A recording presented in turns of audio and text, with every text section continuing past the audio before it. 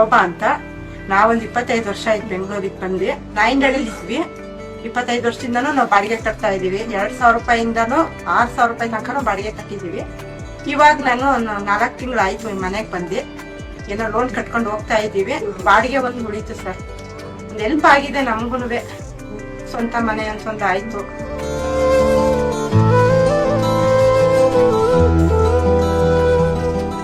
ನಮ್ಮ ಯಜಮಾನ್ರು ಕುಮಾರ್ ಅಂತ, ಲಾರಿ ಡ್ರೈವರ್. ಅವ್ರುನು 2 ಮಕ್ಳಿದೆ ನಮಗೂ.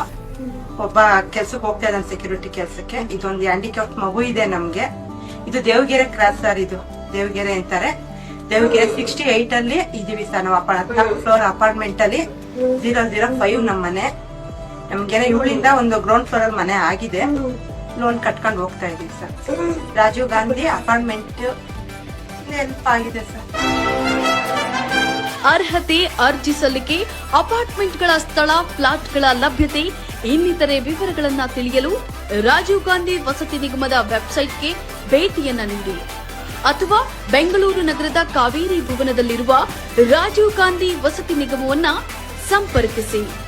ಇನ್ನೇಕೆ ತಡ, ನಿಮ್ಮ ಕನಸಿನ ಮನೆಯನ್ನ ಇಂದೇ ನೋಂದಾಯಿಸಿ.